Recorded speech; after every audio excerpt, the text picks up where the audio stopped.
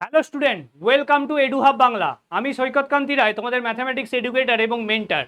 2-3 দিন আগে SSC CGL এর রেজাল্ট বেরিয়েছে। কাট অফ খুব হাই গেছে এবং কাট অফ হাই যাওয়ার পিছনে অনেকগুলো কারণ আছে। আজকে এই কারণগুলো নিয়ে অ্যানালিসিস করব। অলরেডি আজকে হচ্ছে যে তোমার কালকে এই 2 দিন ধরে আমাদের টুইটার ক্যাম্পেইন চলছে। বিভিন্ন যারা স্যার আছেন তারা প্রত্যেকেই টুইটার ক্যাম্পেইনে পার্টিসিপেট করেছে। তো তোমরাও কিন্তু এই টুইটার ক্যাম্পেইনটায় পার্টিসিপেট করো। তো এই আজকের এই ভিডিওতে আমি কমপ্লিট ডিসকাশন করব কেন এত হাই কাট অফ গেছে। 390 এর মধ্যে 335 কাট অফ চলে যাচ্ছে লোয়েস্ট পোস্টে। একদম লোয়েস্ট যে পোস্টগুলো আছে সেগুলোতে তোমার 335 চলে যাচ্ছে।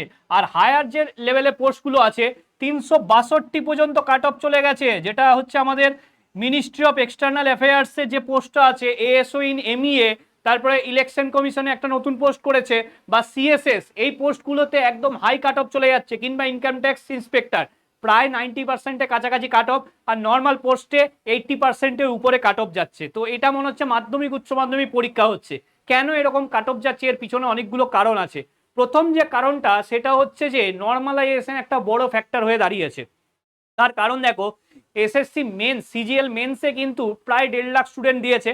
এটা কিন্তু একটাই শিফটে করানো যেত, কারণ টিসিএস এর কাছে এই ইনফ্রাস্ট্রাকচার আছে যে একদিনে একটাই শিফটে করানো যাক। হ্যাঁ, প্রিলিমস তোমার অনেক স্টুডেন্ট দেয়, প্রিলিমস হচ্ছে আলাদা আলাদা হচ্ছে যে ডেটে আলাদা আলাদা শিফট ছাড়া সম্ভব নয়, ঠিক আছে।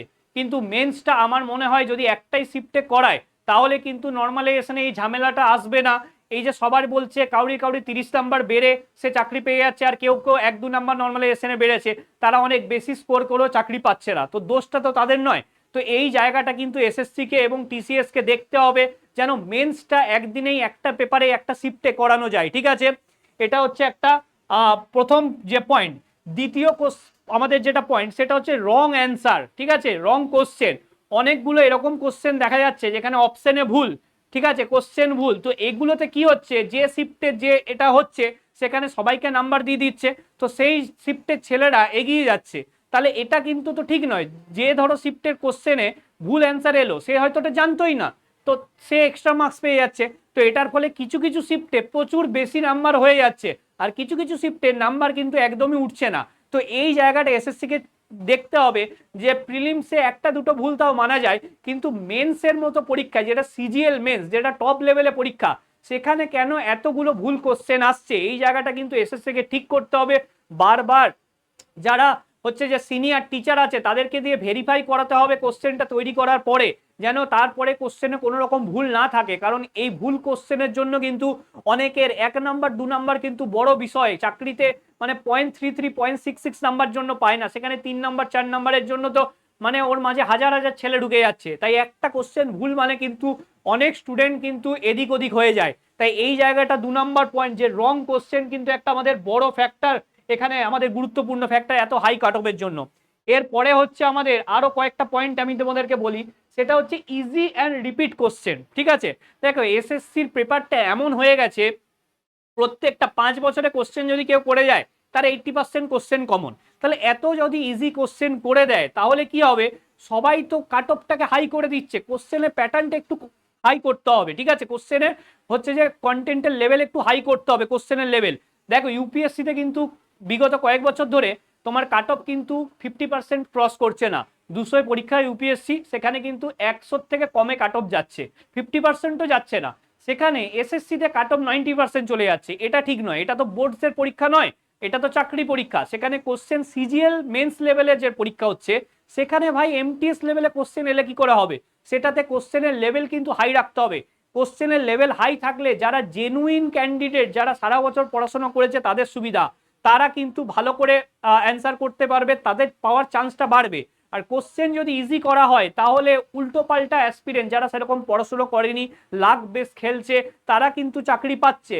হচ্ছে কি, যারা হার্ড ওয়ার্ক করছে তারা পাচ্ছে না, মাঝখান থেকে অনেকে জাস্ট দিচ্ছে পরীক্ষা পেয়ে যাচ্ছে। এটা যেন না হয়, কোশ্চেনের লেভেল কিন্তু একটু হাই রাখতে হবে, কারণ এটা কম্পিটিটিভ এক্সাম, এটা মনে রাখতে হবে এসএসসি কে। 4 নাম্বার পয়েন্ট হচ্ছে রিপিটার্স। রিপিটার্স হচ্ছে 4 নাম্বার পয়েন্ট। অর্থাৎ কয়েকজন হচ্ছে বারবার পরীক্ষা দিচ্ছে, তারা তাদের ডিজায়ার পোস্ট পেয়ে গেছে, নিজের স্টেট পেয়ে গেছে, শুধুমাত্র শো অফ করার জন্য সোশ্যাল মিডিয়াতে দেখাবো যে আমি 5 বার এসএসসি ক্লিয়ার করেছি, তারপর আমি ব্যাচ লঞ্চ করব, ঠিক আছে, স্টুডেন্টদের থেকে ইনকাম করব, এরকম কিছু জন আছে।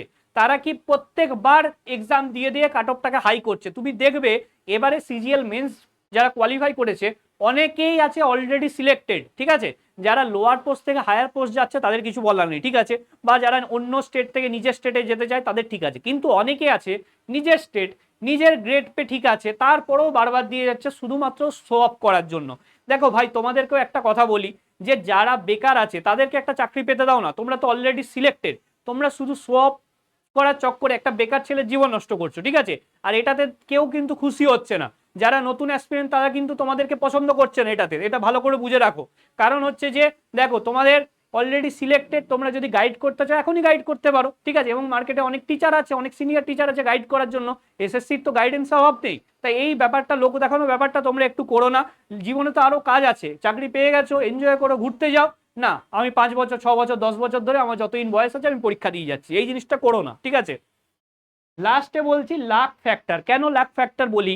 দেখো, সমস্ত সরকারি চাকরিতে লাক একটা বড় ব্যাপার, কিন্তু এসএসসিতে এখন কি হচ্ছে, ম্যাথ রিজনিং ইংলিশ সহজ আসছে তুলনামূলকভাবে, আর জিএসটা কঠিন হচ্ছে। এটাতে কি হচ্ছে, জিএস এমন একটা ব্যাপার, এটা কিন্তু লাক ফ্যাক্টর কাজ করে। তুমি যেটা পড়ে গেলে সেটাই কমন এলো, সেটা তুমি পারবে, আর না পড়ে গেলে তুমি জীবনে পারবে না। কিন্তু ম্যাথস বা রিজনিং এ এটা হয় না, তুমি যদি জানো তো তুমি করতে পারবে, আর তুমি যদি না জানো তাহলে তুমি কি করতে পারবে না, ঠিক আছে। এমন নয় লাকে তুমি অ্যান্সার দিয়ে চলে আসবে, ঠিক আছে। তো এটা একটা বলার বিষয় এসএসসি কে, বা জিএস এ এমন চরম উল্টোপাল্টা কোশ্চেন করে আর ম্যাথসের কোশ্চেন এত ইজি করে, জিনিসটা কোনো মানে দাঁড়াচ্ছে না।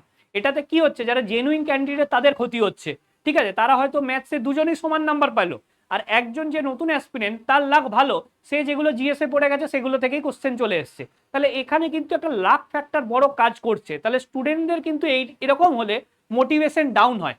তাই এসএসসি কে একটাই রিকোয়েস্ট করব, যে এই ব্যাপারগুলো একটু গুরুত্ব দিয়ে একটু দেখতে। অলরেডি টুইটার ক্যাম্পেইন চলছে, আশা করি ব্যাপারটা নজরে আসবে এসএসসি। তোমাদেরকেও বলবো যে এই ব্যাপারটা নিয়ে তোমরাও একটু মানে ভোকাল হও, ফেসবুক টুইটার সোশ্যাল মিডিয়াতে যতটা পারবে এটা নিয়ে একটু তোমরা কথাবার্তা বলো, তাহলে হায়ার অথরিটিস পর্যন্ত, এসএসসি পর্যন্ত, সরকার পর্যন্ত এই খবরগুলো পৌঁছাবে। আজকে আমি এই ভিডিওটার মাধ্যমে তোমাদেরকে, এসএসসি কে যারা যারা হায়ার অথরিটি দেখছে তাদেরকে এটাই রিকোয়েস্ট করব, স্টুডেন্টরা সারা বছর কিন্তু অনেক খেটে পড়াশোনা করে, তাই তাদের এই শ্রম বা পরিশ্রমের যেন তারা যেন মর্যাদা পায়, এটুকুই বলবো। এবং এসএসসি প্রিপারেশন যারা করতে চাও তাদের জন্য আমাদের ইউটিউবে ফ্রি রেগুলার ক্লাস হচ্ছে, আমাদের পেড কোর্সও আছে এসএসসির, আমি ম্যাথামেটিক্স পড়াই এবং অন্যান্য স্যার ম্যামরা অন্যান্য কোর্সগুলো পড়ান। আমাদের যে অ্যাপ আছে এডু হাব, সেটা ডাউনলোড করে আমাদের যে অনলাইন কোর্স আছে সেটা অ্যাক্সেস করতে পারো, কিংবা আমাদের যে অফলাইন ব্যাচ আছে বেলঘড়িয়া 4 নম্বর প্ল্যাটফর্মের কাছে, যারা অফলাইনে পড়তে চাও একদম বেসিক থেকে, তারা কিন্তু তোমরা এই আমাদের অফলাইন ক্লাসে জয়েন করতে পারো। ভিডিওটা ভালো লাগলে অবশ্যই লাইক করো এবং একটু বন্ধুদের সঙ্গে শেয়ার করো, যাতে এই ভিডিওটা এসএসসি পর্যন্ত পৌঁছে যায়। Thanks for watching. এই ধরনের আরো ভিডিও দেখতে এডু হাব বাংলাতে চোখ রাখো।